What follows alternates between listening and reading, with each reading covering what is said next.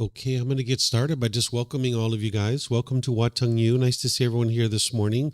Welcome to everyone who's joining us online as well. Today is our group learning program where each Sunday and Wednesday I come together with students, helping them to understand the path to enlightenment. This individual that we refer to as the Buddha figured out how to attain enlightenment, where the mind's completely peaceful, calm, serene, and content with joy. This comes through training of the mind. By the time you train your mind to get to enlightenment, you'll no longer experience any discontent feelings. You will have eliminated all your anger, sadness, frustration, irritation, annoyance, guilt, shame, fear, stress, anxiety, loneliness, boredom, shyness, resentment, jealousy. So there's various teachings that the Buddha taught in order to help you train your mind to get to this enlightened mental state. And meditation is part of that. So we start each one of our classes with meditation, but then afterwards I share some teachings with you that are going to help you to understand the path to enlightenment, because you wouldn't be able to just meditate your way to enlightenment. You need meditation in order to get to enlightenment, but you need other things besides meditation as well. So after our meditation, I'll share some teachings with you, where today we're actually in chapter 1 of our book, which is titled Developing a Life Practice, The Path That Leads to Enlightenment. We just restarted this program a few weeks ago. And chapter 1 is titled Universal Teachings, Love, No Harm, Good Morals. This is where you understand how things like Christianity, Muslim teachings, Hinduism, and other things have some similarities to the teachings of the Buddha. The teachings of the Buddha are very unique into themselves, but you'll see some similarities and commonalities between these things. So in this particular chapter, I talk about that, and I'll help you guys to understand what's there if you haven't had a chance to read the chapter. But if you do decide you'd like to read this chapter, all these resources are available for you at no cost. So again, welcome to all of you guys here. Welcome to everyone online. If you'd like to join for the meditation, the way that I start this is with some chanting to ease us into the meditation. You can join in the chanting if you like. There's chanting sheets over there on the cabinet. You're welcome to help yourself, and you'll be able to chant along. And those of you guys that are online, you'll find these chanting sheets on our website at buddhadailywisdom.com. You can click on free books and then just scroll down towards the bottom and you'll see the chanting sheet there. So I'll just let you guys get those sheets and be able to acquire what it is that you need.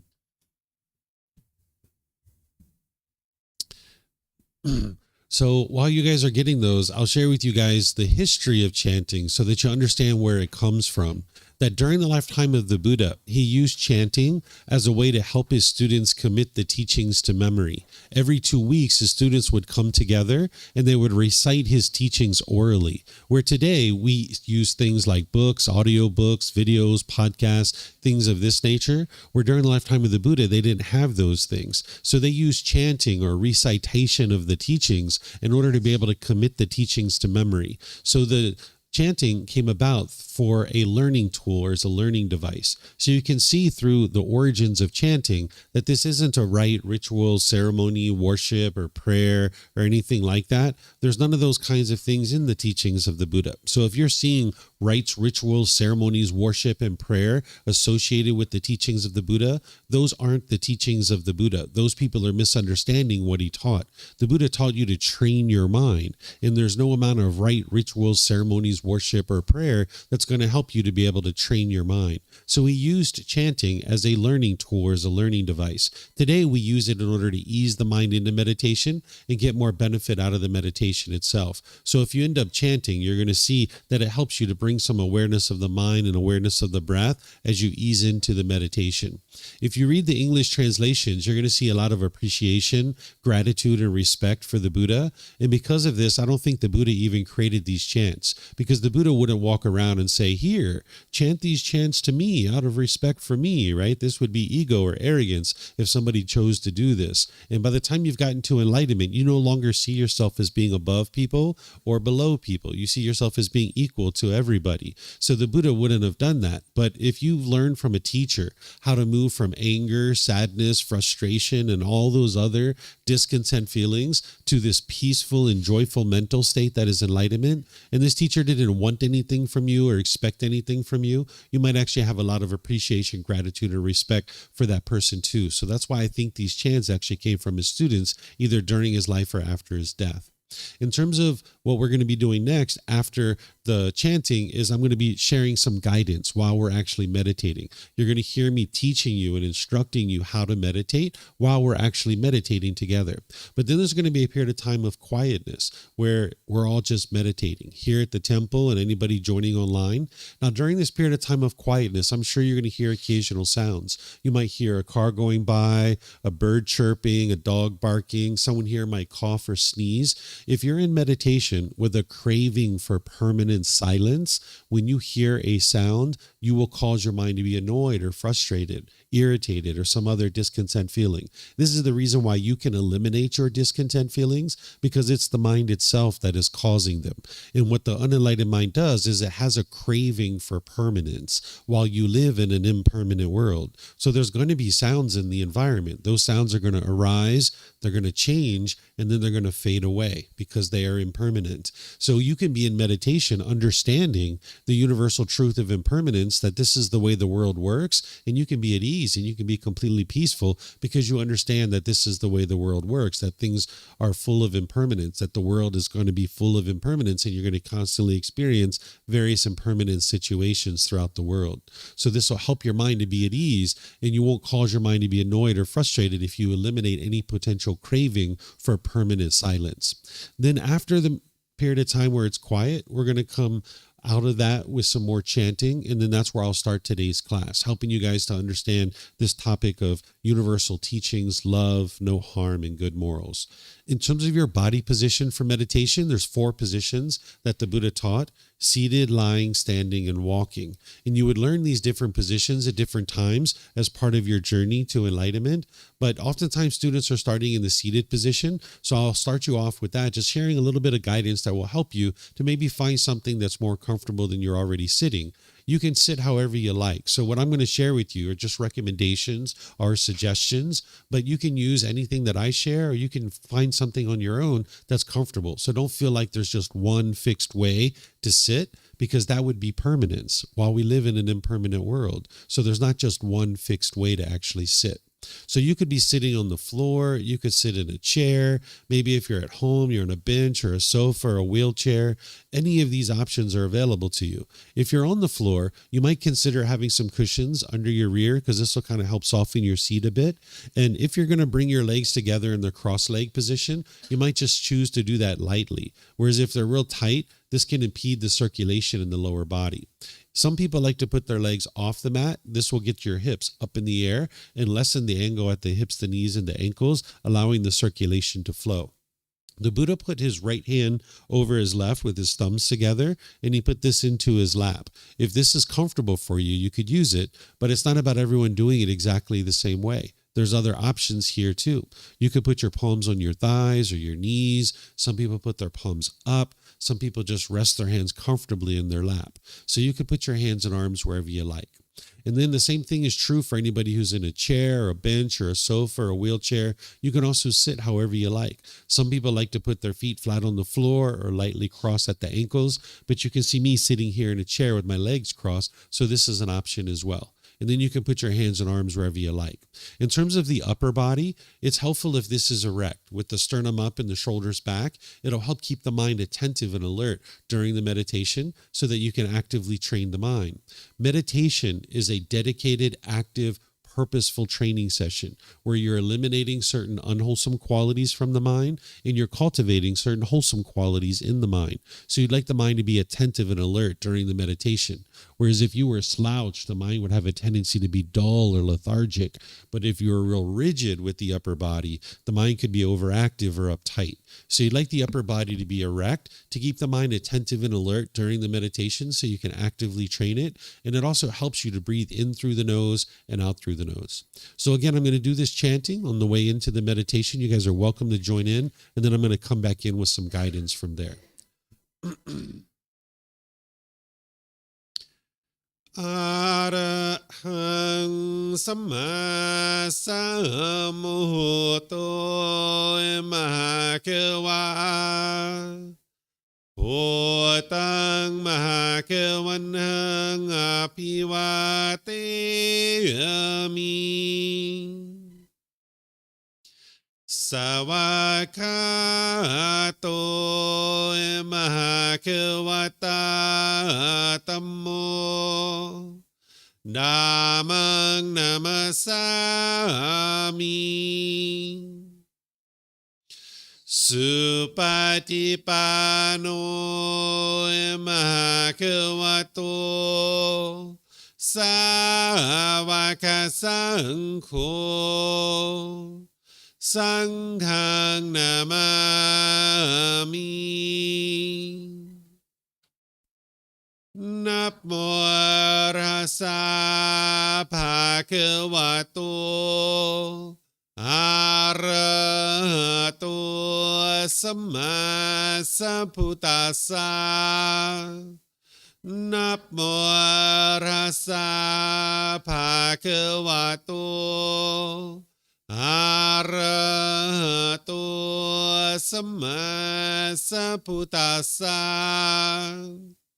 Namo Rasa Bhagavato Arahato Samma Sambuddhassa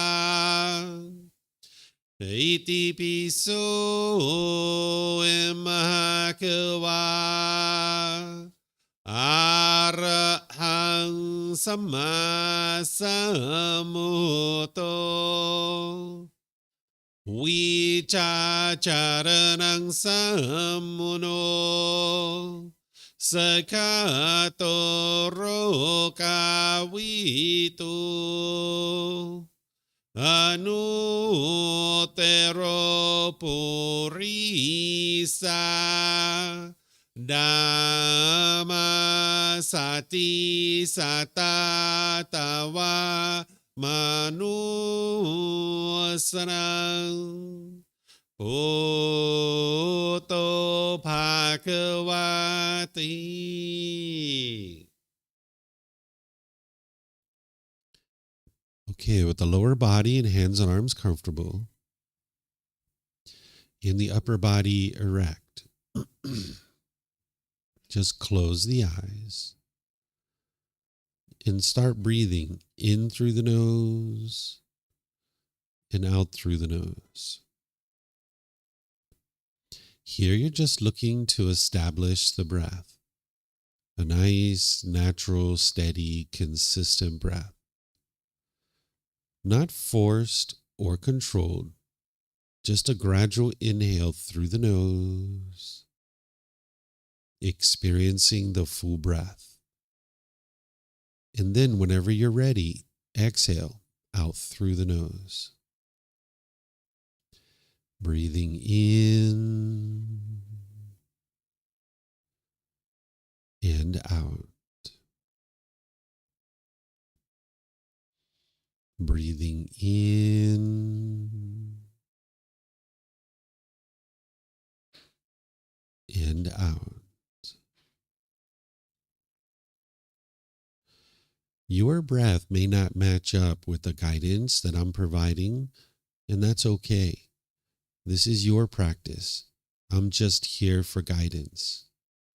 You can use this voice as a reminder that whenever you get to the next inhale, breathing gradually through the nose, developing a nice, natural, steady, consistent breath.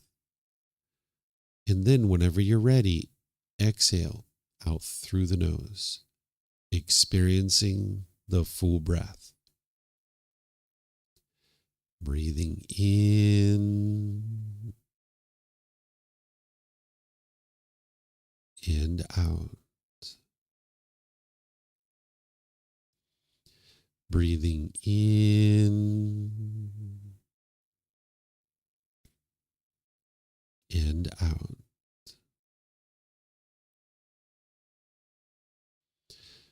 With the breath well established, start fixating the mind on the breath, either the sound of the breath coming into the nose or the sensation of air moving over the skin into the nose.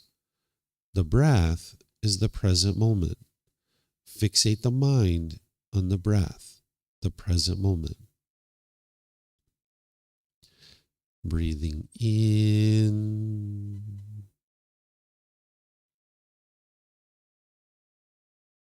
and out.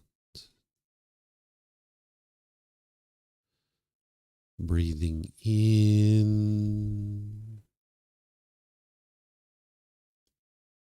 and out.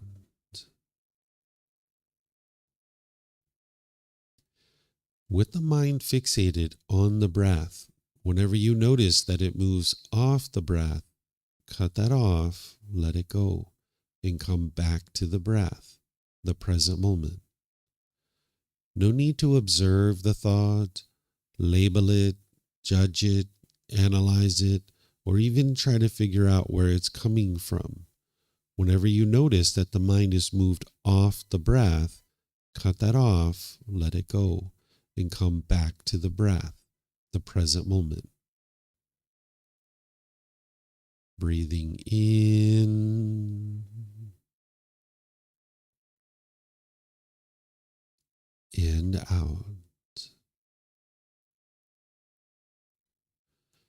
Breathing in and out.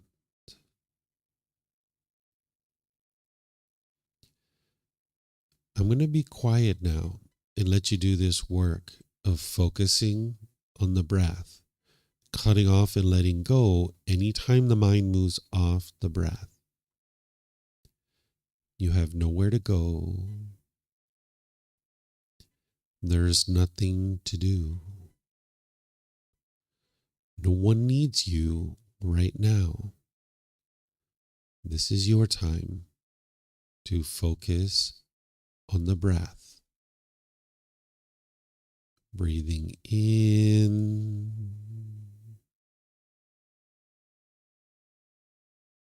and out.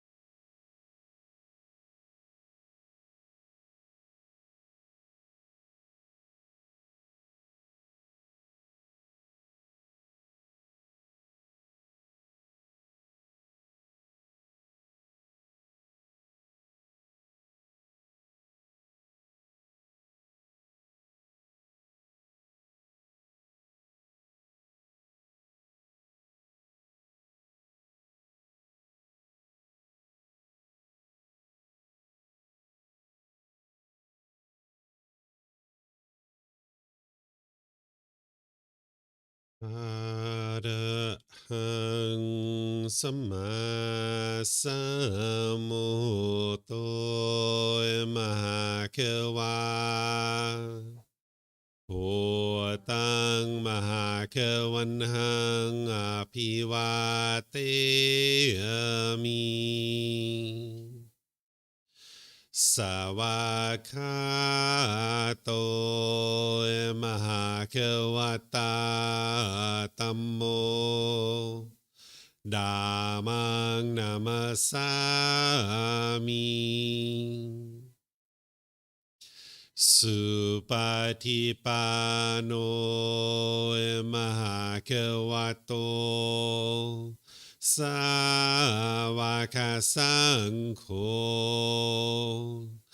สังฆังนามามิ นับโมรัสสะภะคะวะโตอะระหะโตสัมมาสัมพุทธัสสะนับโมรัสสะภะคะวะโตอะระหะโตสัมมาสัมพุทธัสสะนับโมรัสสะภะคะวะโตอะระหะโตสัมมาสัมพุทธัสสะอิติปิโสมหะเขวาอะระหังสัมมาสัมพุทโธวิชาจารนังสัมมุโนสกาโตโรกาวิตุอนุเตโรปุริสาดามาสติสัตตาตาวามนุสนังพุทโธภาควาติ Okay, if you guys would like to slowly make your way out of meditation. Once again, welcome to all of you guys. Nice to see everyone here this morning. Welcome to everyone joining online as well.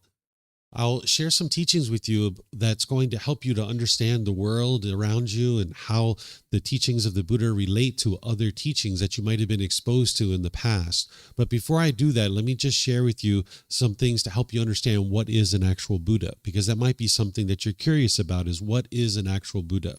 An individual who's a Buddha, they are a human being who's actually figured out how to get to enlightenment by themselves without the help of any teachers or any guides. They didn't need any teachers to be able to help them get to this enlightened mental state.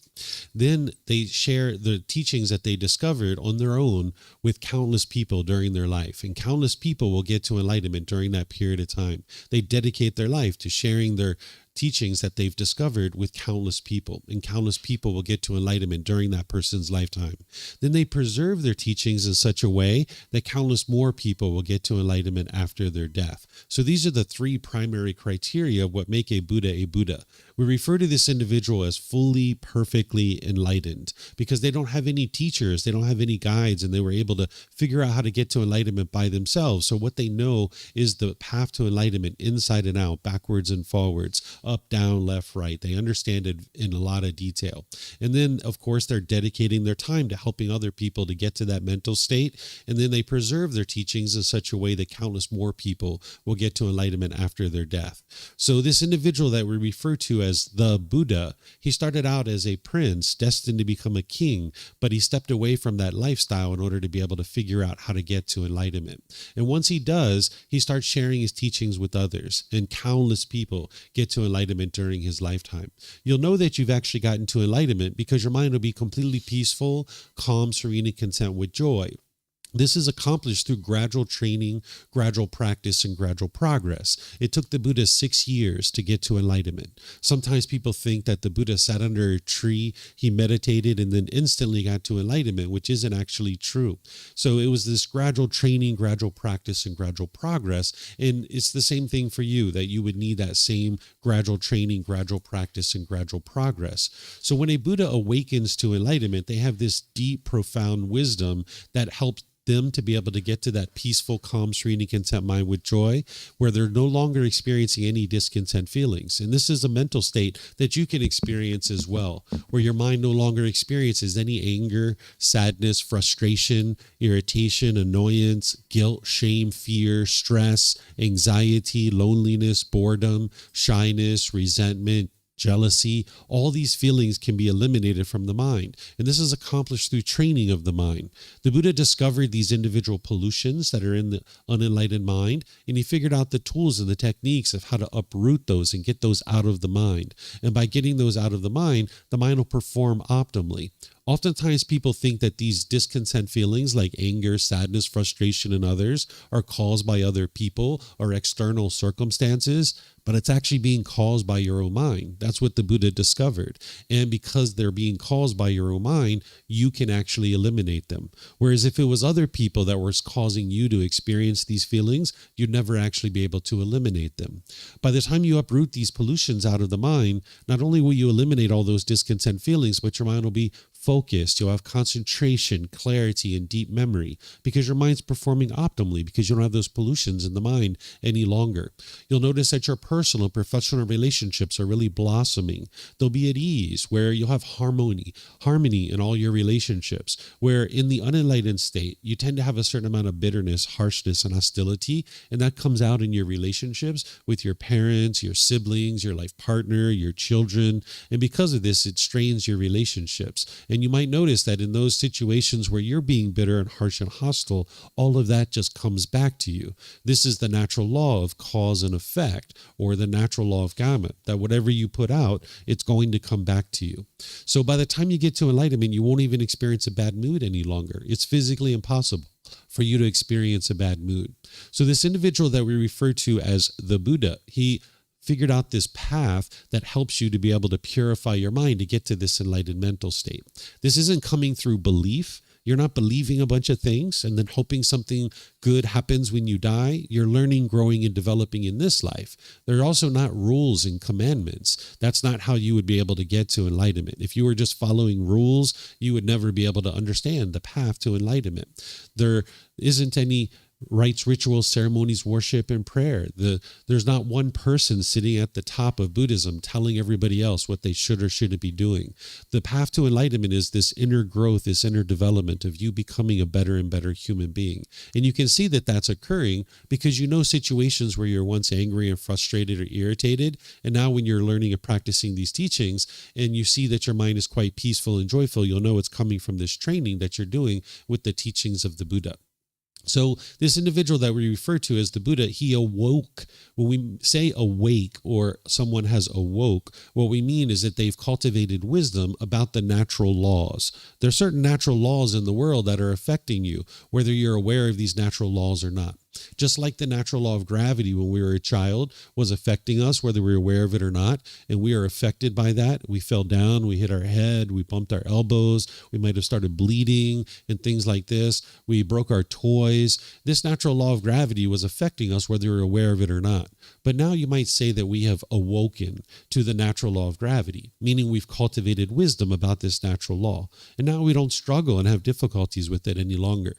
We started tying our shoes a little bit tighter. We started looking at the surface of the sidewalk, stopped being so giddy and bouncing around like a kid all the time. And now that's why we can climb ladders, we can ride bicycles, we can get on airplanes and fly all over the world because we fully awoke to this natural law of gravity. We never believed that it existed. We can see it for ourselves, right? With belief, you don't know what's true or false. You're just believing it because somebody convinced you to believe it, or you convinced yourself to believe it. But with the natural laws, you need to be able to see the truth. This is how you actually get to enlightenment, is by cultivating wisdom about the natural laws. Because when your mind is experiencing stress, anger, frustration, all those other discontent feelings like guilt and shame and fear and other things like that, this is the mind struggling. It's having difficulties because it lives in a world that it doesn't understand. And as long as you live in a world that you don't understand, you'll continue to experience stress and anxiety, frustration,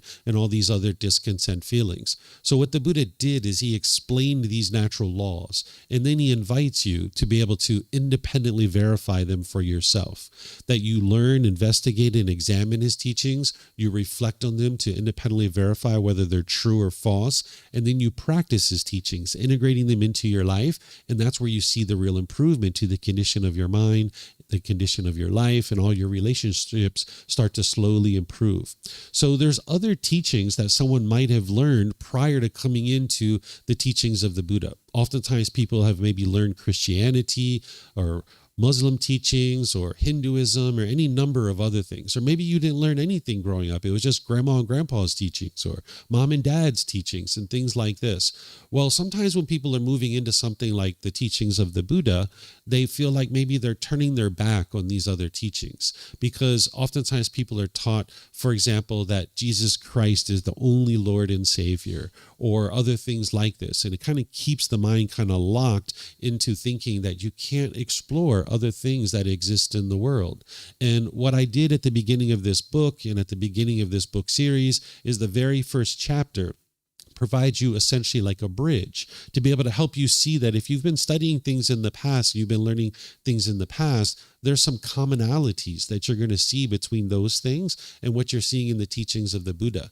And rather than thinking of it as you're turning your back on what you've learned in the past, you can think about it as stepping stones, that it's helped you to be able to get to where you are today in your life, that whatever you've learned in the past has been beneficial and helpful for you. But if you're still experiencing anger, sadness, frustration, and all these other feelings, your mind is not yet awake. You have not yet fully cultivated wisdom about this world, and that's why the mind continues to experience anger and sadness and frustration. And if you're now looking to take in some new teachings that are going to help you to get to the point where the mind's completely peaceful and joyful, that's where the teachings of the Buddha come in. But there are some universal teachings or commonalities between all these teachings. And the reason why is because what the Buddha taught is the natural laws. He's explaining to you the natural laws in the way that the world truly works. He's not explaining to you the way the world should be, that if everybody follows certain rules and commandments and if everybody believes certain things, the world will become a better place. He's not teaching you the way the world should be. He's teaching you the way the world is. And by understanding the way the world is, now you can navigate it more peacefully. So these natural laws that the Buddha fully awoke to, because he was the fully perfectly enlightened one, well, there's other teachers that have tapped into those natural laws to a certain degree. So this is why you see commonalities between Christianity, Muslim teachings, Hinduism, and Buddhism, and other things. So rather than talk about all the differences and fight about who's right and who's wrong, what I choose to do instead is I look at the commonalities. Of course, I can see the differences, and I know there's actual differences between these teachings, but it's actually more helpful to look at the commonalities, because then as you're moving from one collection of teachings to another, you don't feel like you're actually turning your back on what it is that you learned growing up as a child. And now you can just use that as a stepping stone to continue your forward progress towards this peaceful and joyful mental state. So I'm going to share these universal teachings with you, which is universal love for all beings, to do no harm, and practice good moral conduct. It's a very short chapter. It's one of the shortest chapters in the entire book, but it kind of sets the stage to help you understand that you're not turning your back on other teachings to be able to move into the teachings of the Buddha. So after I share this, I'm going to stop a few times and actually open up for questions to see what it is that you guys would like to ask, because that's part of getting to enlightenment, is that whenever you're hearing things from a teacher, it's going to be different than what you currently think about the world. If you're studying with a teacher and everything that that person's teaching you is the same things that you already know, well, you're not actually growing and developing. If you're currently experiencing anger and sadness and frustration, that means your mind's lacking certain wisdom about the world. And if you're in a classroom with a teacher that's teaching you all the same things that you already know about the world, you're not actually growing your wisdom. So you would actually like to hear things from a teacher that is different than what you currently think about the world. And when you hear those things, that's important time for you to be able to ask questions and get clarification. So if you'd like to ask questions, we have microphones here at the temple in the white bowl in the middle of the room. All you need to do is come get a microphone, take it back to your seat, press the gray button. You're going to see the lights come on, and you can hold this up to your chin, and we'll be able to hear you here at the temple, and they'll be able to hear you online as well. If you speak here without a microphone, they won't be able to hear you online. And then you can keep these microphones with you because you might have more than one question, or someone around you might have a question, and you can share it with them. And for anybody who's online, you can put your questions into Facebook, YouTube, or Zoom in the comment section, and I'll be able to see that. Or in Zoom, you can electronically raise your hand and ask any and all questions you like just by unmuting your microphone.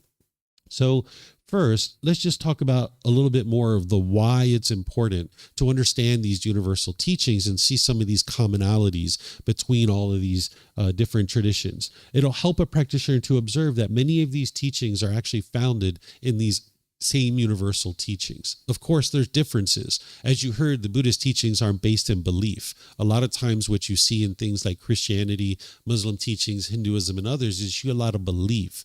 But that's not what the Buddha did. He didn't teach beliefs. He's not teaching you to believe a bunch of things, and if you believe properly, you will then go to a wonderful place when you die. He's actually teaching you to get to an ideal life now. He's teaching you to learn and grow and develop and get to a peaceful life now in this life. And this is very unique in his teachings. But you will see some commonalities between all of these teachers. Learning and practicing the teachings of the Buddha are going to help you to improve your life in this path of life, to continuing to improve and grow, whether the teachings that you've learned in the past are things that you've maybe appreciated, or maybe it's things that you've completely turned away from. But either way, learning and practicing the teachings of the Buddha are going to help you continue to evolve and grow as a better and better human being. That's what the teachings of the Buddha are for, is to help you become a better and better human being.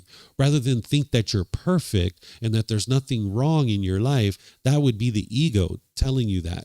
But if you're experiencing anger and sadness and frustration and all these other feelings, you can see that in certain situations you're bitter and harsh and hostile. So you are not perfect yet. Where all the time, or a lot of times, people will think that they're perfect. And this is the ego telling you that. You need to get rid of that ego or that arrogance where the mind puts itself above people, or you put yourself below people, and realize that you're not yet perfect. But you can actually purify your mind and train your mind to become a better and better human being, where you're being loving and kind with all people around you. And these universal teachings are going to help you to be able to see how to do that, in addition to all the other detailed teachings that the Buddha shares. As I mentioned, these universal teachings help provide a bridge from wherever you are today and whatever teachings you've learned, whether it's from mom and dad and grandma and grandpa or any of these other major traditions that are in the world. These universal teachings help you to see this bridge from where you are today to where you can actually go to in terms of your ability to train your mind and get to this peace and joy.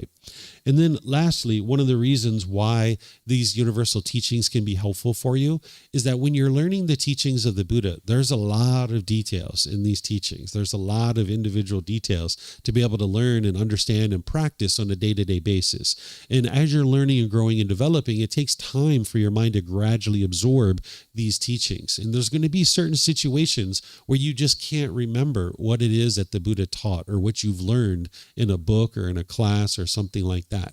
And when all else fails and you can't remember those detailed teachings, if you can remember these three universal teachings, it'll help you to make wise decisions in certain situations. Because when you're making certain decisions, it's going to produce a result. When you put out bitterness, harshness, and hostility, this is all just going to come back to you. You can see that in your life.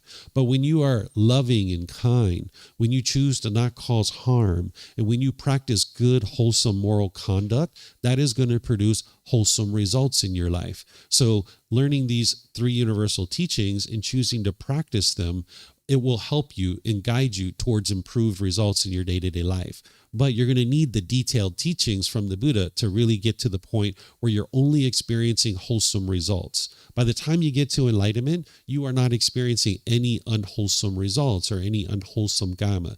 Everything that you're experiencing is wholesome. So these three universal teachings will actually help you to be able to get to that point. So these are the three universal teachings. And this is only going to take me a short little bit to be able to teach it to you. And then I'm just going to open up to questions and see what you guys would like to talk about and have more of a discussion. So the three universal teachings that you're going to see commonly throughout all traditions of teachings is you're going to see that people are talking about universal love for all beings, to do no harm, and be a good moral person. The detail and the way that a teacher explains it and how they actually share that is unique from one teacher to the next. Whether it's Jesus Christ, Prophet Muhammad, Hindu teachings, Buddhism, they're going to have their unique ways of sharing these types of things.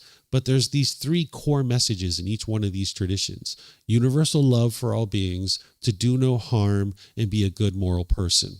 So universal love for all beings in the teachings of the Buddha is to practice loving kindness and compassion for all beings. What loving kindness is a genuine interest in seeing all beings be well, active goodwill towards others. Because what the unenlightened mind tends to do is it tends to be very selfish. It wants things for me. It's me, me, me, me, me, me, me. I want it my way. That's what the unenlightened mind tends to do. But you're trying to reverse this. You're trying to get rid of this pollution of mind where the mind's not selfish and just trying to want things for me, me, me, me, me all the time. You need to be able to practice this genuine interest in seeing all beings be well, which is active goodwill towards others. This is loving kindness. This is the antidote to anger, hatred, and ill will, and all the lesser versions like frustration, agitation, annoyance, and so forth. By the time you get to enlightenment, you won't even have the slightest dislike towards another person. That in the unenlightened state, you'll have certain people that you like, but there'll be certain people that you dislike. And that dislike is actually coming from your own mind, where your mind has a craving for permanence. The mind craves for everybody to do it this way. And if they do it that way, I like them. But if they don't do it that way, I dislike them, because the mind's not getting what it wants. The mind's craving permanence and thinks that everybody should do things a certain way. And with the mind's ego, the mind thinks that my way is the right way and everybody else's way is the wrong way. So if someone does it my way, the unenlightened mind will like that person. And if they don't do it your way, you will dislike them. But the way to transform this is to practice loving kindness, where you have a genuine interest in seeing all beings be well. And what compassion is the concern for the misfortune of others. Where if you live on one side of this, you'll have indifference, where you could care less about what happens to other people. But if you live on the other side of this, you will have worry and anxiety, where it's like, oh my gosh, those children don't have food. What are they going to do? You could be so worried and having anxiety. That's because of the craving for permanence. It's not your love or your care, your concern that's causing that. That's the craving for permanence that's producing that worry and anxiety. And the same thing over here with the indifference. There's craving, desire, attachment there. But there's this middle way that the Buddha taught, which is concern for the misfortune of others. Whether you choose to do something about that misfortune is a whole separate discussion, is a whole separate topic. But what the Buddha teaches you to do is maintain these mental states of loving kindness and compassion. And this is part of the universal love for all beings. And this is going to help you to eliminate the anger, hatred, ill will, and all these lesser versions. Well, I'm not familiar with all these teachings of Christianity, Muslim teachings, Hinduism. I'm not familiar with the exact detail of every single teaching, but I have some familiarity with Christian teachings. So in Jesus Christ's teachings, he would have taught love thy neighbor. For those of you guys that are familiar with his teachings, he would have taught love thy neighbor, which is the same exact thing as loving kindness and compassion for all beings that the Buddha taught. You can see this commonality. And I'm sure Muslim teachings has something similar, in Hindu teachings and other traditions, they have something similar to this universal love for all beings. So if you've been learning that, but you haven't really had the detail of how to do that, that's what the teachings of the Buddha are going to help you to be able to have, is the detail of how to have love for all beings. Because oftentimes people misunderstand what is love. If you're falling in love with people and out of love with people, you're not understanding what love is. That is not love. What that is that you'll meet somebody, you'll spend time with them for a few months, you'll get to know them, and then at some point you will say, I love you. And they might say, oh, I love you too. And now everybody's in love and we feel like we're in love. And now we treat each other like we love each other. We talk really nice and kind. We do things for each other. You might have intimate contact with this person, depending on what type of relationship it is. And you experience a certain life together, certain experiences together. But then at some point, there's all these expectations in the mind where you expect them to do things a certain way. And they expect you to do things a certain way. And now you can't meet their expectations all the time. And they can't meet your expectations all the time. And now you get angry and disgruntled with each other because they're not doing things your way and you're not doing things their way. And now you guys might break up. You might say, I've fallen out of love with you. I don't love you anymore. And now you might be angry and bitter and harsh and hostile with that person.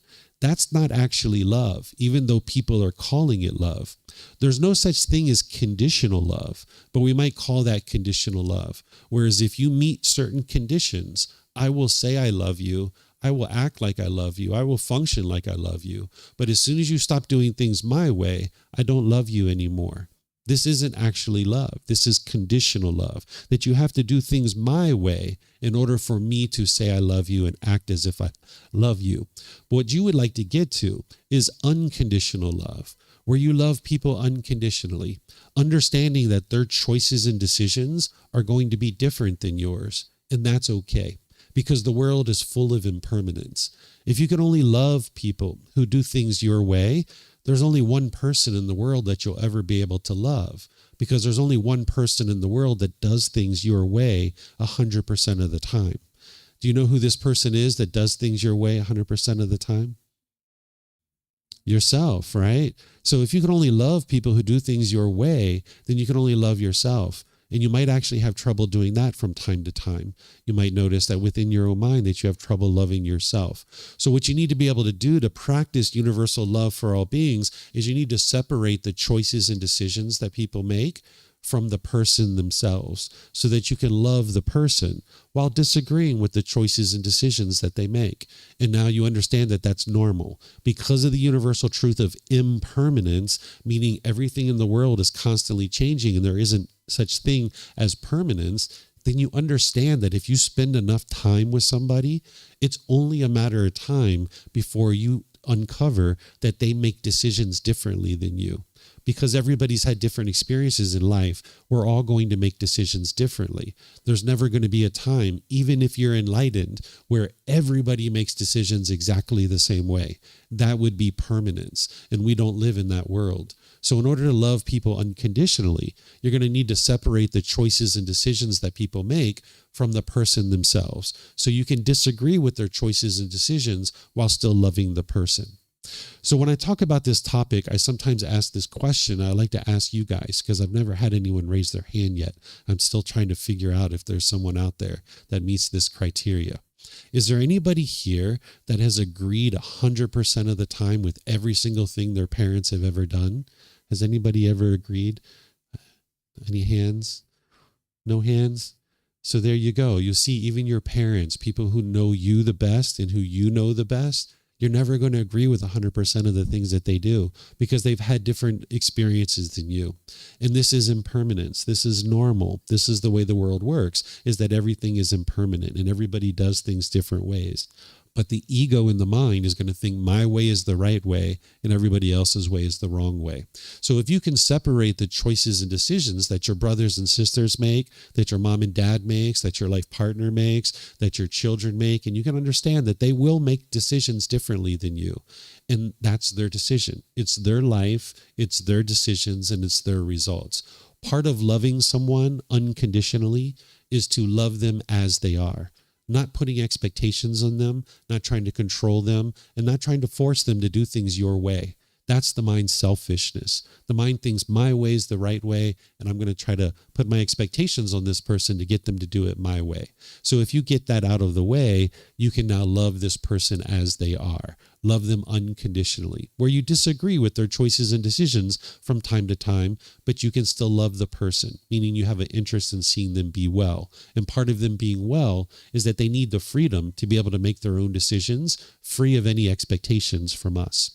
So this is universal love for all beings. And other teachers taught this as well, not only the Buddha. The Buddha taught loving kindness and compassion, but you'll see these teachings show up in other teachers' teachings as well. But the level of detail that they talk about it is going to be different because the Buddha was fully awake. So his mind didn't have any pollution. So you don't have to interpret his words. You don't have to figure out what he was saying. It's just very clear, very concise, and very precise the way he talks about love and being able to understand how to love without attachment. This is a challenge for the mind. But by the time we get to chapter 15 of this program, that particular chapter is all about true love. I'm going to go into a lot more detail when we get to chapter 15, which is several weeks from now. That I'm going to be teaching that chapter, and I'll help you to understand more about how to practice true love with your family and your people that are close to you, because those are usually the relationships that people have the most challenges with. Your parents, your siblings, your life partner, your children. These are the ones that you have the deepest craving, desire, attachment, the most wants and expectations, where your mind wants them to be a certain way. And that's why you're struggling in those relationships. But you can change all of that by practicing true love and not putting your expectations on people and trying to control people to do things your way. The next thing that you would like to be able to practice is understand as part of these universal teachings that you see across, whether it's Christianity, Muslim teachings, Hinduism, or others, is to do no harm. Whenever you're causing harm, that harm is going to come back to you. You can't cause somebody else to be angry or frustrated or irritated or annoyed, just like they can't cause you to be angry or frustrated, even though you might be believing that right now. If you learn the Four Noble Truths, which is the first teaching of the Buddha, you can learn how it's your own mind that's causing these feelings based on craving, desire, attachment, longing, yearning, wanting things to be permanent. So for example, if you bought a brand new car and you parked that car at a store and you went inside and you came out and you saw a scratch on your car and you're angry in that situation, it's not the scratch that's causing that. And it's not the person who scratched your car. What's causing the frustration and anger is the mind's craving permanence. It wants this car to look permanently beautiful. But in reality, you live in an impermanent world. This car, the paint's going to fade, the tires are going to need to be changed, the upholstery is going to get ripped and torn. It's going to happen.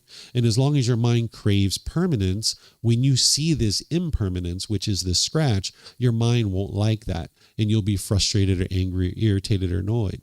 You can see this in other parts of your life too. If you look at your life, you can see that when your mind is angry or frustrated or agitated, there's some craving for permanence. If you showed up to the airport so excited to go to Thailand and you just couldn't wait to get here because they have mango and sticky rice and massages and elephants and all these other things, you just couldn't wait to get here. And then you showed up and your flight was delayed or it was canceled, you might have sat there and been frustrated and angry. But it wasn't the airline company that was causing that. It was your own mind, because the mind was craving permanence. I want every single airplane to take off on time, especially the ones I'm on, right? That's the way the mind usually thinks. But the fact is that there's going to be scheduled delays. There's going to be maintenance issues, crew issues, weather issues. These things are going to happen. This is just change. It's just impermanence. But the mind craves permanence. If you get really happy when it's sunny outside and then it switches to rain, you'll be sad and frustrated. All that's happened there is change. That's all that is. And the mind's craving permanence. Or if you get really happy when your bank account balance is up here, when your bank account balance goes down here, you'll be annoyed or frustrated. Again, all that's happened is change. So everybody who's experiencing discontent feelings, it is their own mind that's causing those feelings. So when your mind is experiencing anger and frustration, your mind's causing that itself, just like everybody else. And I'm sure you've been in knockdown, drag-out arguments where you've been trying to adamantly convince people that it's them that are causing you to be angry, and they have to stop doing what they're doing, or else you're going to continue to get angry. But that's the mind craving permanence, wanting everybody to do things a certain way. So you can't cause someone else to be angry or frustrated, just like they can't cause you to be angry or frustrated. But you can cause people harm. Causing someone harm is to cause harm to their physical body, their material possessions, or their reputation. If you cause someone harm, harm is going to come back to you.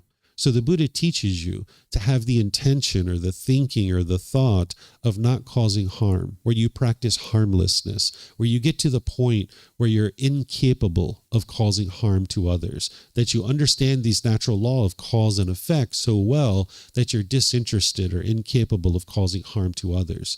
So the Buddha taught this, that he taught this natural law of cause and effect, or the natural law of Gotama. You might have heard this referred to as karma, where that's the Sanskrit language, where the original teachings of the Buddha are in the Pali language. So the word Gama is being used. This isn't anything mystical or magical. It's not about punishments and rewards. It's not about who's to blame or who's at fault.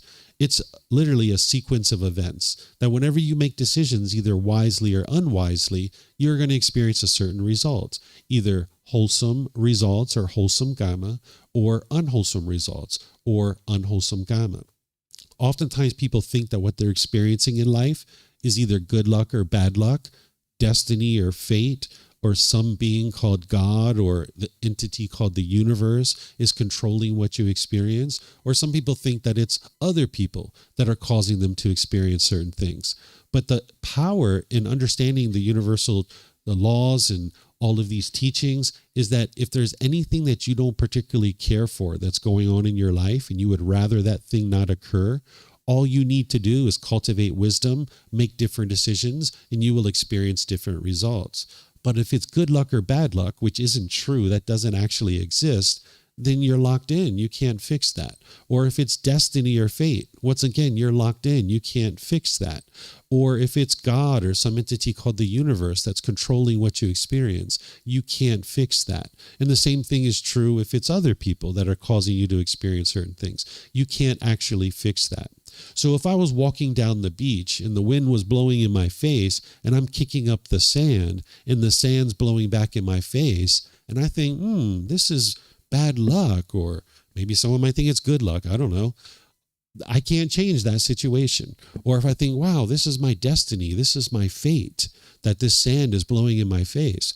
Or if I think that it's God or some entity called the universe, or if I think it's because of other people, then I'll just continue to walk down the beach kicking up sand and it'll just keep blowing back in my face. But if there's anything that you don't particularly care for that's going on in your life, cultivate wisdom, make different decisions, and you'll experience different results. So that's the beauty of understanding this natural law, is that if there's anything you don't care about, you'll be able to improve that by cultivating wisdom. So you need to be able to understand to not cause harm. But the way to understand this is through awakening or cultivating wisdom about this natural law. You can learn about this natural law through the teachings of the Buddha. He taught this cause and effect, or action and result, the natural law of Gama. Now, again, I'm not familiar with all these other teachings. I'm familiar with Jesus Christ's teachings. Jesus taught you reap what you sow. If you're familiar with his teachings, or if you look at the teachings that you've learned, maybe grandma or grandpa taught you treat others the way that you want to be treated. Right? This is a teaching that is teaching the natural law of Gama. So this is a universal teaching of not causing harm to others. So you might have learned these kinds of things in the past, but you didn't have the detail of what it means to not cause harm. So I can share with you, causing harm is to cause harm to someone's physical body, material possessions, and reputation. But it actually gets much deeper than that. The Buddha teaches you on a much more detailed level of exactly how you could potentially cause harm. Because anytime you cause harm, it's going to come back to you. So you can get to a point where you're no longer experiencing unwholesome results coming back to you. But you need to awaken or cultivate wisdom about this natural law so that you know that you are causing harm. Because you can enter into a conversation thinking that you have all the best intentions in the world. And when you're in that conversation, the conversation just blows up on you. And you have no idea why. You're like, what's going on here? What's happening? I'm sure you've been in that kind of conversation before where you thought you had all the best intentions in the world and you thought that you were speaking in all the best ways, but the conversation didn't go well. And then you were left confused about what's going on. Well, if you learn the teachings of the Buddha on something called right speech and the natural law of Gotama based in speech, you won't be confused any longer. You'll know exactly what would be wise in order to be able to speak in such a way that's not causing harm. Again, it's not rules or commandments. It's helping you to be able to understand wise decision-making around the way that you interact with people and ensuring that you're not causing harm. And this brings us to our last one, which is to be a good moral person. This is something that the Buddha taught, but this is something that other people teach too. Whether it's Jesus, Prophet Muhammad, Hindu teachings, grandma, grandpa, mom, dad, aunts, uncles, we've been taught to be a good moral person, but oftentimes the detail of those teachings is not so crisp or so clear. It's a little bit confusing. But the thing is that a fully, perfectly enlightened Buddha is going to speak very clear and very concise, very precise, and explain to you exactly what would be wise or unwise in terms of your moral conduct. And then you don't believe those teachings. You don't look at it as rules or commandments. You need to be able to investigate and examine those teachings. You need to be able to reflect on them to see if it's true or false based on your own personal experiences. Then you need to practice those teachings around moral conduct to be able to see what is actually working in your day-to-day life. And then eventually you'll get to the point where you've tested the teachings of the Buddha so well that you can see that they absolutely work, that your relationships are improving, that relationships that you had difficulties in before, all of a sudden you're being more and more harmonious in those relationships. So this good, wholesome moral conduct that the Buddha is teaching you is helping you to understand how to produce more and more harmony in all your relationships. But if you lack wisdom of those teachings, you'll go out into the world thinking you have all the best intentions in the world. And then when you're having conversations and interactions at work or at home, those conversations will blow up on you and you'll be confused as to why. In the unenlightened state, you might think about it like an oil pipe has busted and it's spewing oil all over the world. And now there's all this oil spewing out of this pipe and there's oil all over the ground. And that's tend to be the way that we function in the unenlightened state with unwise moral conduct. We will go out into the world being bitter, harsh, and hostile in certain situations and feel almost justified in the way that we actually interact with other people. We might think that person deserved that. But when you start to understand that it's your own mind that's causing these feelings, you start to understand that one of the most unwise things that you could ever do is be bitter, harsh, and hostile to others, because it's just damaging your relationships. And whenever you put out bitterness, harshness, and hostility, it's all coming back to you. So with this analogy of the oil pipe busting, one of the first things that the Buddha teaches you after he teaches you that it's your own mind that's causing these feelings is he teaches you how to improve your moral conduct, where you're shutting down this oil pipe and you're no longer spewing oil all over the world. So rather than go clean up the oil on the floor, you would like to shut down the oil pipe so you're no longer spewing this oil over the world. Because as long as you continue to be bitter, harsh, and hostile with the people around you, that's all just going to come back to you. So you would like to improve your moral conduct where you can get to the point where you can be loving and kind and doing no harm to any beings around you. But you need the guidance of how to do that, not just the wisdom of what it would take through the teachings of the Buddha, like right speech, right action, and right livelihood, but you need the mental discipline to be able to do it. Because it's one thing to sit here and talk and say, yeah, it would be really wonderful to be loving and kind and warm and gentle with all the people around us. Your mom, your dad, your brothers, your sister, your life partner. Yeah, we can sit here and intellectually think like, wow, that would be really wonderful to be loving and kind and warm and gentle. But because the mind's pollution, these cravings, this desire, this longing, this yearning, when you're in a situation where your mind's not getting what it wants, that's where you'll be bitter, harsh, and hostile.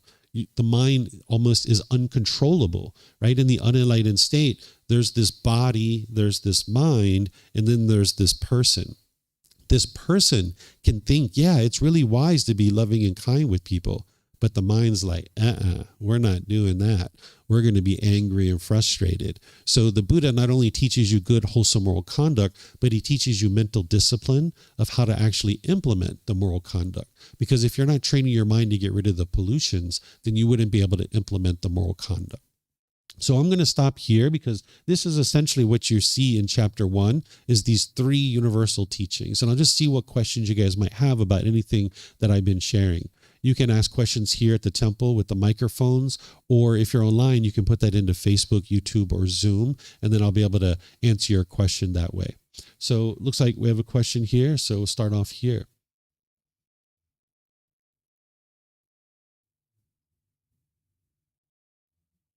Hello. I have a question about kind of the physical body and its effect on the mind. When, for instance, for example, like I had 2 weeks, I thought my practice was going really well, very happy doing what I wanted to do. And then I fell ill, got sick like last week. And then I found my physical ailments started affecting my thoughts to the point of frustration and things like that. And then like an injury at the gym, say, then I find it's a lot harder to stay into those teachings that I've been reading. And then seeing that, you're on that, because again, it's, if you're doing good and and everything's great, obviously it can't stay there because it's impermanent. But how do you deal with when your physical body is sending signals to your mind, it's causing you frustration, irritability? Is there any tips or tricks to get over that? Sure. What's happening here is the mind has a craving for permanent comfort of the body.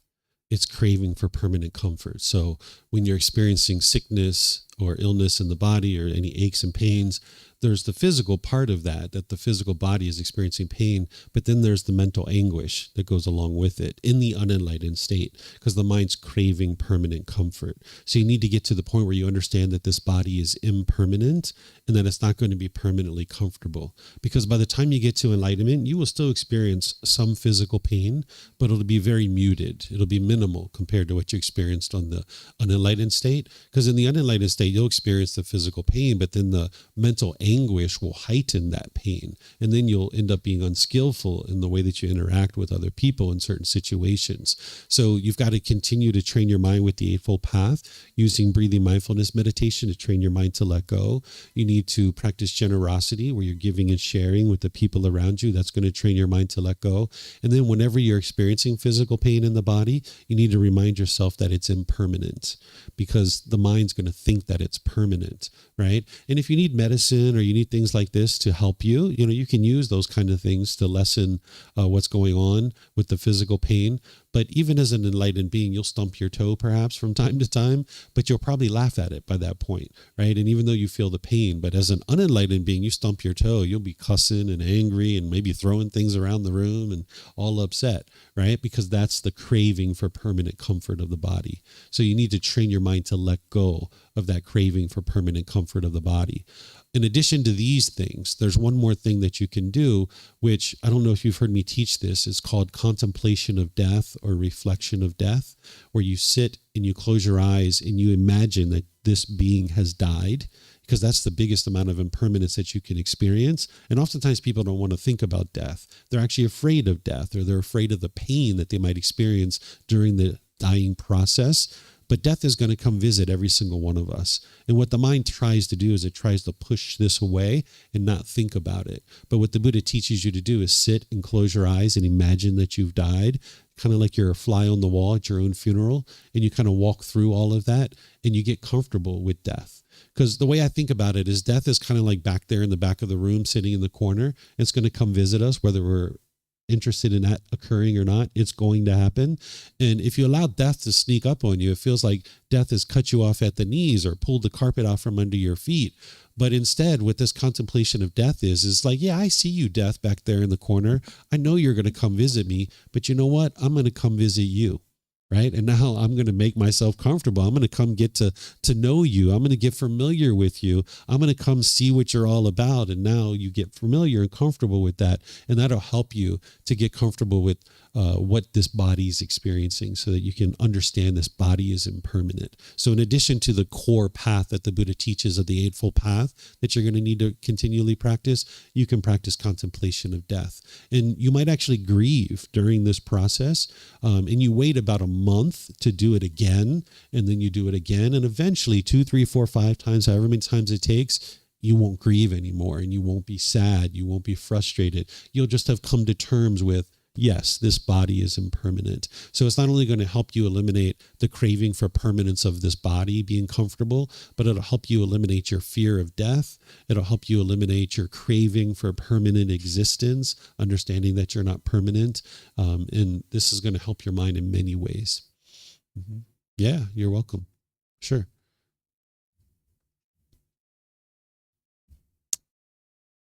I don't know if you want to go first. Up to you. Okay. So I'm going to go back to the loving kindness part. Mm-hmm.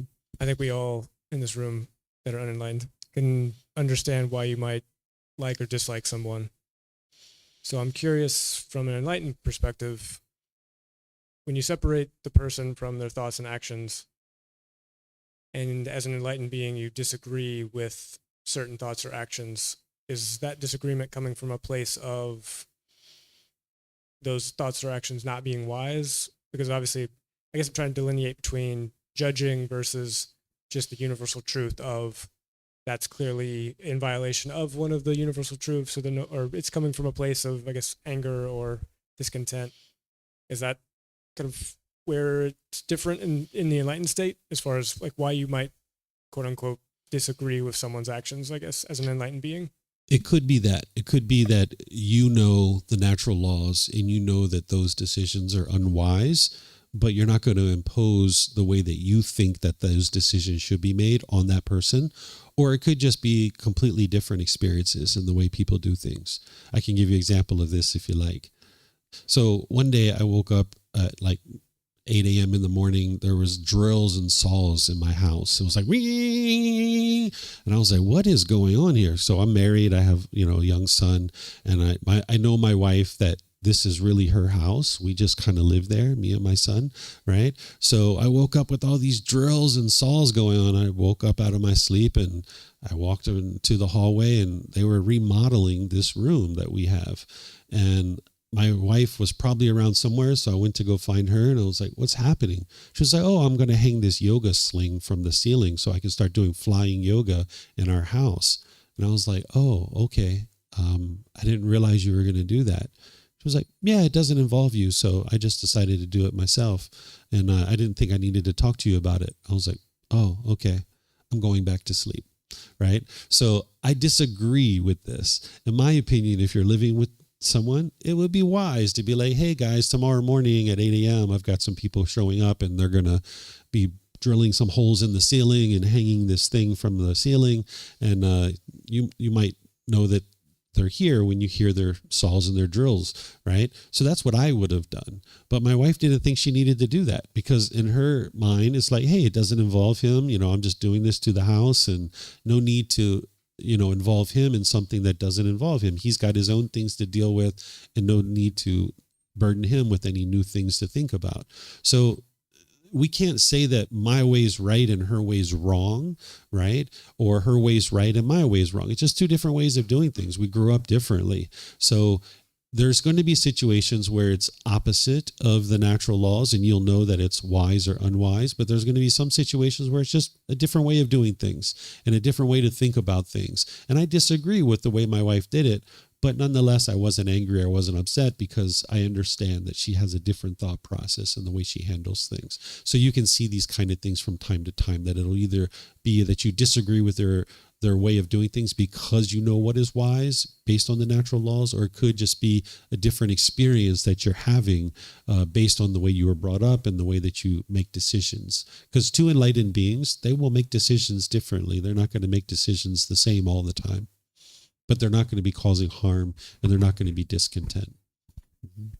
Yep. Yes, sir. Thank you so much. Well, first of all, thank you for your introduction. It was my first time here. I wish everyone, like all 8 billion people in the world, have heard that 20 minutes introduction that you gave. There would be so much less confusion about what Buddhism is. My question is about doing harm. You mentioned, you repeatedly mentioned the 3 categories, how you can do harm, which gives me the impression that these are quite important categories, and it's kind of like a list. And what surprised me about this is that unkindness, unfairness, and injustice were not involved. And I think I mean, I can surely speak for myself, but I would think many people share this opinion that when we thought being harmed by other people, it was very rarely a harm to our bodies, to our property or reputation. It was mostly that someone was unkind with us, or someone was unfair with us, or unjust or unjust with us. Is there any reason why these elements or potential other elements are not in this list? And is it possibly because these are relative? Maybe different people can perceive different things as unkind, and so on and so forth. Yeah, that's the reason why. Those are subjective, right? What you consider to be kind or unkind is going to be different for you versus someone else. What you consider to be, fair or unfair is going to be based on your cravings and what you want, or what you consider to be justice or injustice is going to be based on your perspective and your thoughts. So you can't tangibly say that those things are causing harm because they're all subjective. In each of those situations, you can't identify one particular thing that says, okay, we're going to consider this to be kind and we're going to consider this to be unkind. This is where culture oftentimes gets in the way of people understanding true reality and the natural laws, is that people's minds have oftentimes been conditioned by culture, and they then conform to that. So, for example, the culture that I grew up in, if you go out to eat with a group of people and the food starts showing up to your table, you're supposed to wait for everybody to get their food before you start eating. And they consider this to be kind and polite. And if you eat before other people, they consider you to be unkind and impolite. Well, who made up that rule? Who decided that? Because in my opinion, it would be unkind or disrespectful to expect other people to wait for me, right? Just because I haven't gotten my food, why should they let their food get cold and not eat just because I haven't gotten my food? So unkind, unfair, and injustice is all too subjective to be able to tangibly say that this is something that would cause harm. But we can say that if you cause harm to someone's physical body, to their material possessions, or their reputation, this is definitely harm that you would like to be able to eliminate from your practice. Because whenever you do that, it's going to produce harm and it's going to come back to you. But the Buddha does teach you, by the time you understand the good moral conduct, right speech, right action, right livelihood, when you look at that, you could see that and you would decide, oh yeah, that would be very polite, very kind, very loving, the way that he actually teaches around speech and actions and your livelihood, the way you sustain your life. It's all based on not causing harm. And that individual who is practicing those teachings, you would look at that without even knowing the natural laws and the teachings of the Buddha, and you would say, oh, that's very kind of that person. But it cuts through the culture, because culture is going to condition a person's mind to think in one way or another, and then they're going to conform to that, and now they're not necessarily seeing true reality. And by the time you practice these natural laws to perfection, you'll be able to go into any country, any culture, and practice these natural laws, and you'll get along just fine. Thank you for sharing. I'm experiencing very unhealthy relationship, and all I do for this is endure and tolerate. But recently, I find it didn't work because I think I endured too long. That's why I come to Thailand. This is my first meditation on trial. And my question is, my mind can't stop me from thinking of revenging this person recently. So how can I do, what help can I get from stop this kind of harmful things to others or on myself? Thank you. Yeah, there's multiple teachings that you need, but the thing that's really going to target that the most is something called loving kindness meditation. This is a meditation that's going to rewire your mind to be able to be loving and kind. Because as I was saying, it's one thing to intellectually understand that being loving and kind is wise. It's a whole nother thing to actually do it, because you have certain cravings in your mind and you wanted this person to do things a certain way and they didn't necessarily do it that way. And that's why the anger is coming up. And now when that anger, those painful painful feelings are coming up in your mind, the mind thinks that it's the other person that's causing those feelings. And that's why it now wants to get back at that person. You're hurting, so you want this other person to hurt too. That's not logical if you understand that it's your own mind that's causing these painful feelings. This other person didn't cause your painful feelings. I know you didn't share any details, but let me just share this as a detail, even though it probably doesn't relate to your story at all. Let's just say that you were in a relationship with a boyfriend or girlfriend and they went out and had sex with another person outside of your relationship. If you experience anger and pain and frustration because of that, it's actually your own mind that's causing it. Of course, it's unwise to go outside of a relationship and go have sex like that. But the reason why the mind's experiencing the anger and frustration is the mind's holding on and craving permanence. This is my boyfriend. This is my girlfriend. They are mine. Well, you can look at a situation like this and you can make a decision wisely or unwisely to either stay in the relationship or not. That's a whole separate topic. But what's causing the mind to be angry and frustrated there is the craving, is the longing, yearning, the permanence. So no matter what someone's done in a relationship with you, if your mind's angry or frustrated, it's actually being caused by the mind itself. It's not the other person that's causing that. And the more you can see that, the more it helps you to be able to see that that painful feeling that you're having, you're not going to solve that by getting back at the other person, because the mind thinks that that's how to get rid of the pain, is to hurt this other person. But if you put out that hurt, it's just going to come back to you again. So you need to be able to eliminate the craving for this relationship to be permanent, or whatever was going on in the relationship where you had craving. If you eliminate that craving, now you eliminate your pain. It doesn't help you to actually hurt this other person, because that's actually causing harm, and now the harm's just going to come back to you. So it keeps the problem going on longer and longer and longer. Mm-hmm. Any other questions here or online? Anybody have anything you'd like to ask? Okay, we have some questions here in Zoom. So let's see what folks are asking here in Zoom. It looks like Charles is asking how to deal with memories and regret of choices, decisions made in the past, which are fading, but would cause strong emotions when looking back. What this is this is the mind having a craving to be perfect in the past, where your mind didn't have the wisdom that you have today.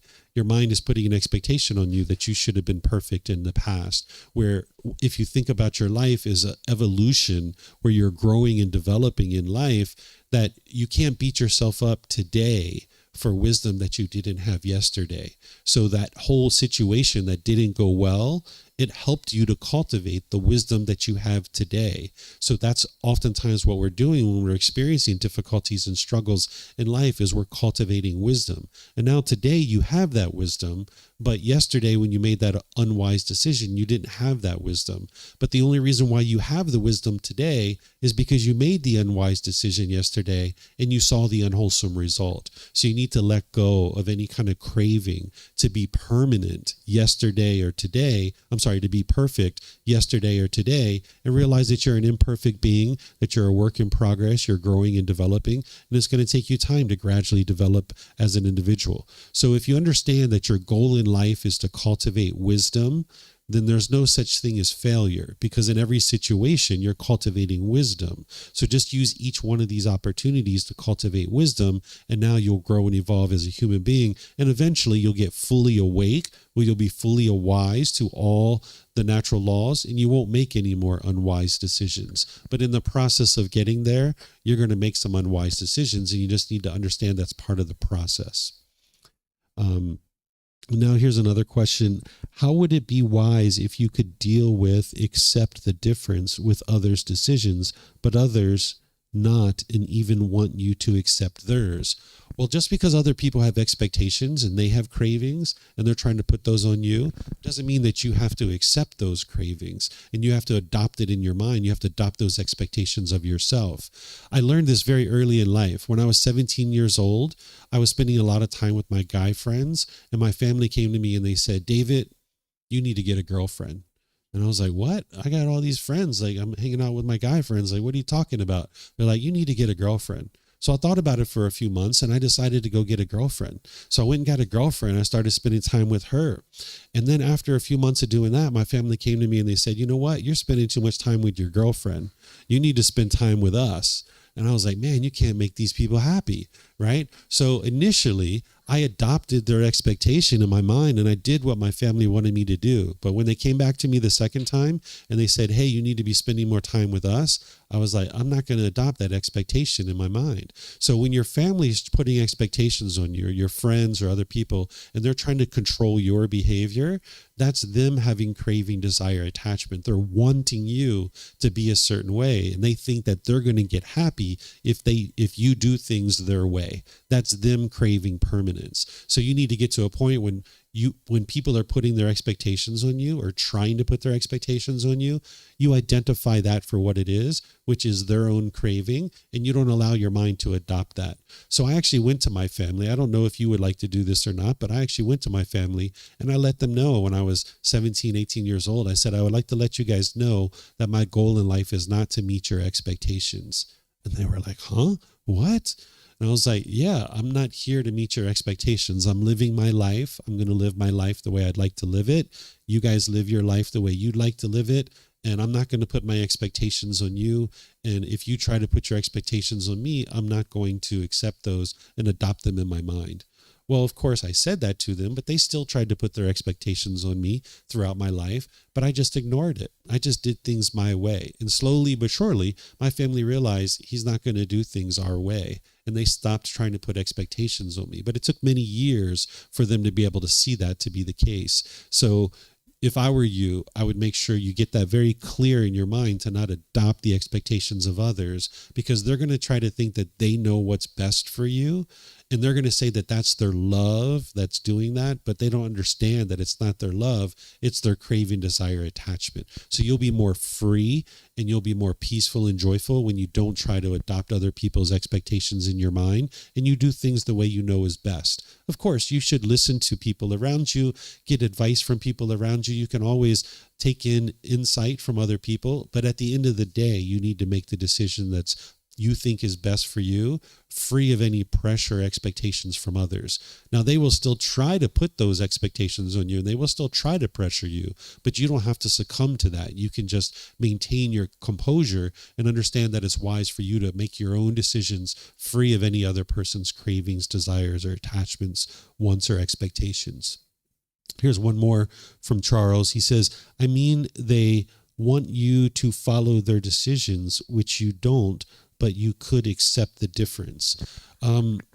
Honestly, when people are trying to put their expectations on me, which is very rare these days because I've been practicing these teachings for quite a while, I actually intentionally do just the opposite, just to help them to see that I'm not going to follow their expectations. Even if what they're telling me and what they're trying to put on me would actually work wonderful, I actually intentionally do just the opposite so that this person learns that I'm not going to do things their way. And now, because I've been doing it that way for so long, there's nobody around me that tries to put their expectations on me and tries to control me, whether it's my wife, whether it's my son, my family, my students. People don't put their expectations on me and try to control me because they already know David's an independent thinker and he's going to do things his way.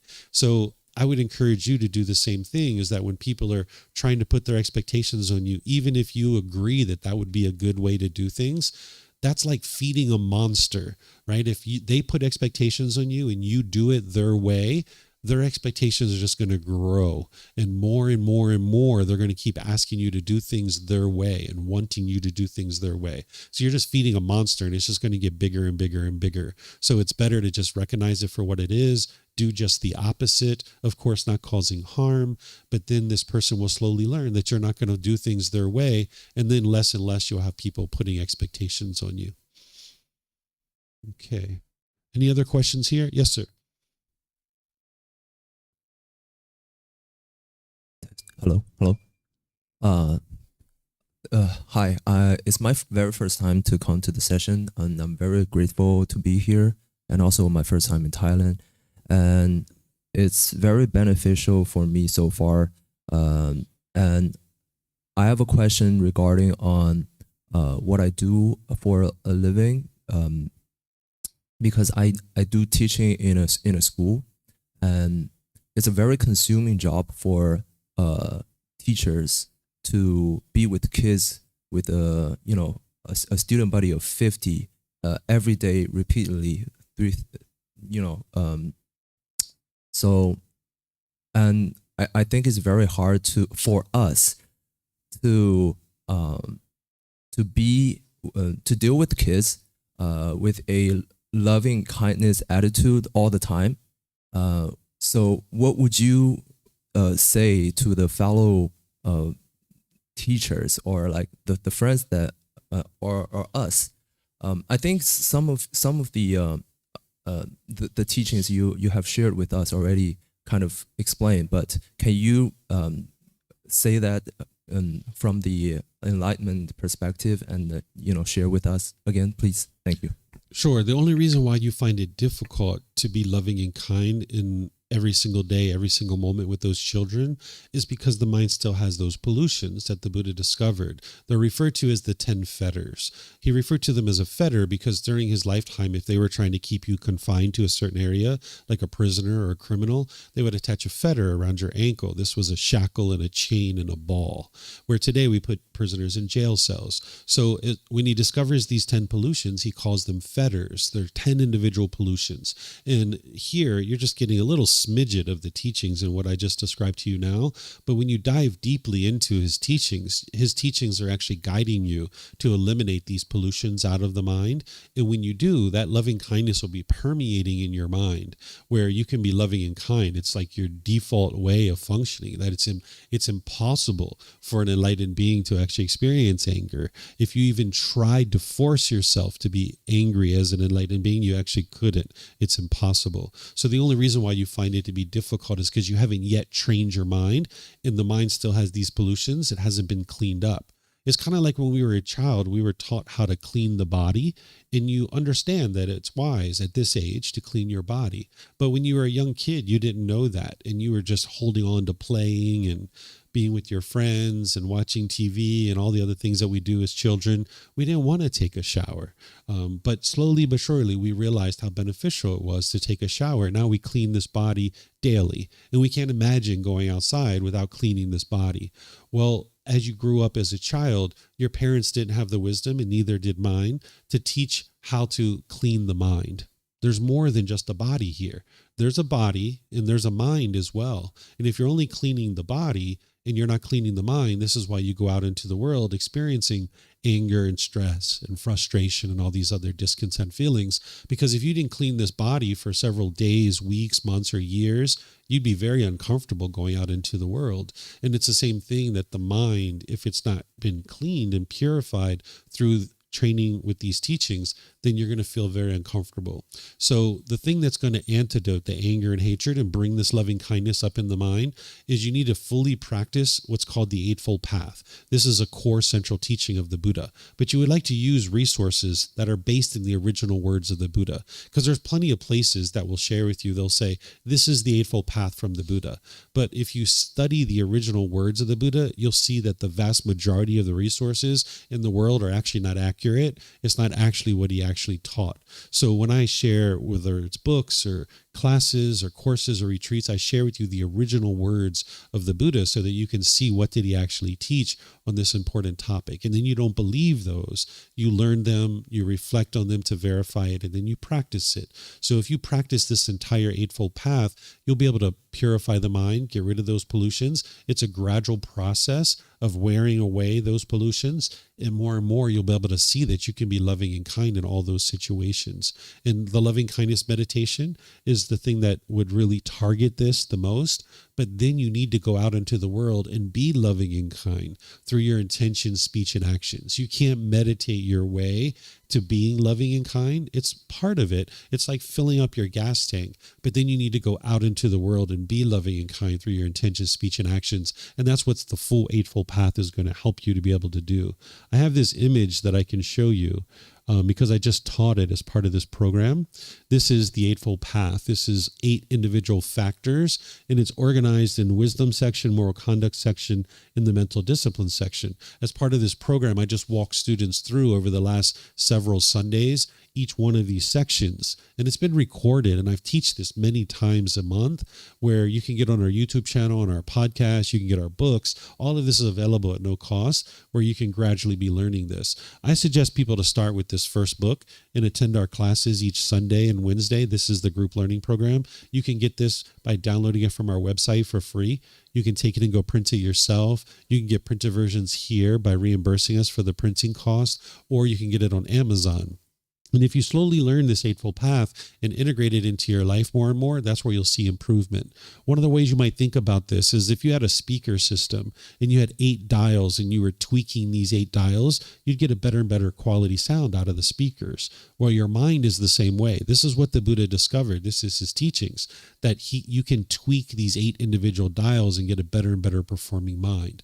So there's words behind each one of these, right? So like these are the words of the Buddha on right effort, for example, or for something like right speech. Since you're talking about being kind, this is what the Buddha teaches on right speech. And it's all based in the natural laws. It's not rules or commandments, but oftentimes when people are sharing when people are sharing what they're describing as the teachings of the Buddha, it's not the original teachings of the Buddha. So you would like to study with the original words like this, and then you don't believe it. You actually implement it in your day-to-day life, and now you'll see that it actually works, because he's teaching you the cause and effect of what's leading to the difficulties and struggles. So you're going to need to learn how to speak to your students in a wise way, but that's also developed based in right intention, which is back here.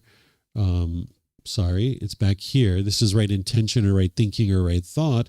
And each one of these factors work together, because you wouldn't actually be able to implement right speech, which is part of the moral conduct, where you can be loving and kind through your intention, speech, and actions, unless you practice the mental discipline, right? So when somebody asks me, like, how do I be more polite or kind with my wife or with my husband?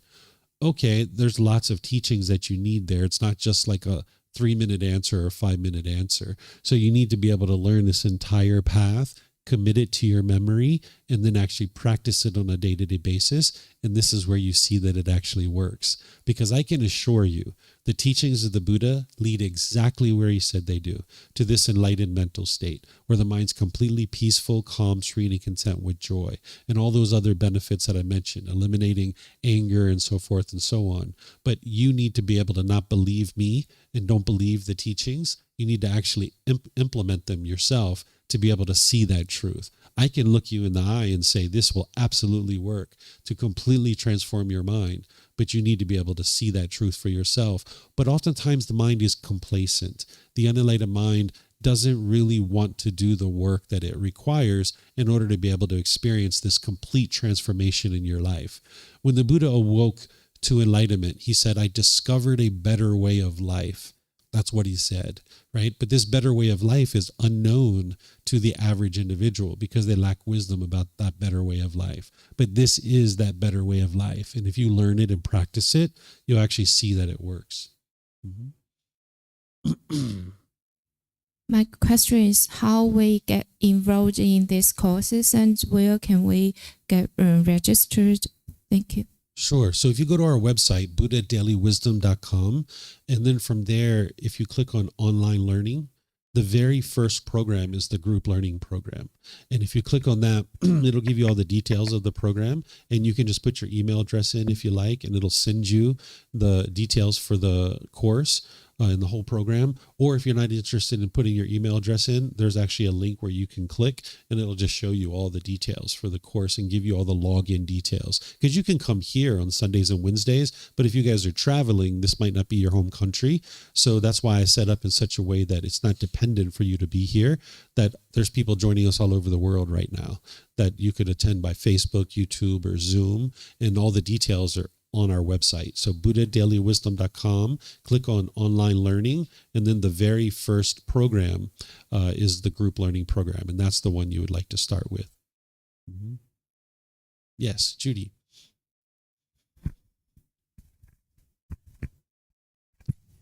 Thank you, David. Today was very interesting. I'm finding that I'm wrestling a bit with the loving kindness meditation. a lot with focus and I guess discipline as well. So I'm wondering, are you going to be teaching that over again anytime soon?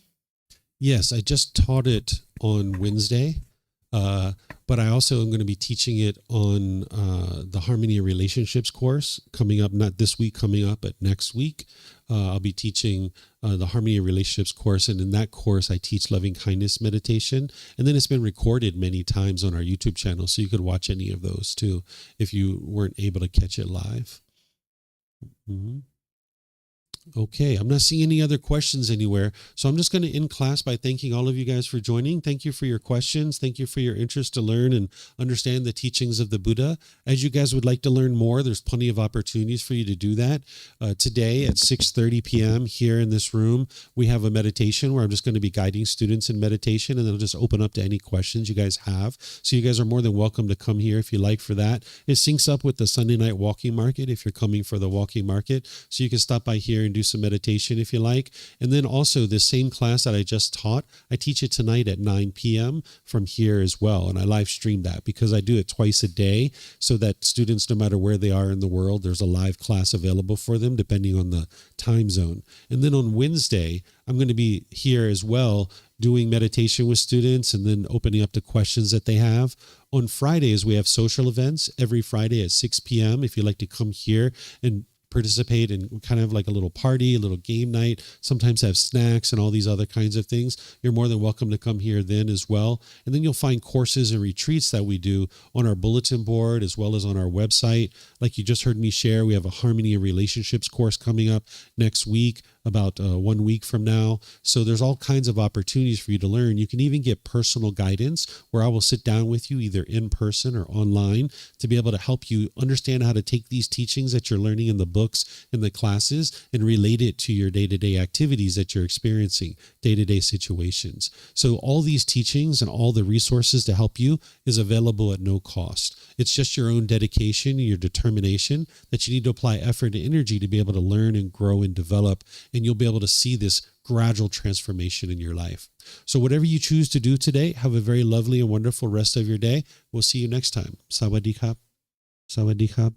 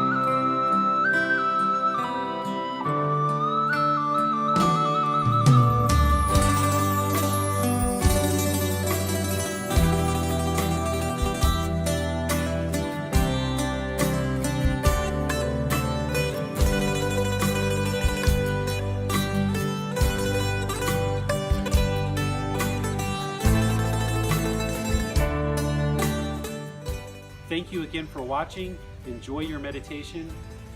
Look forward to seeing you online and answering any questions that you might have. Thank you so much.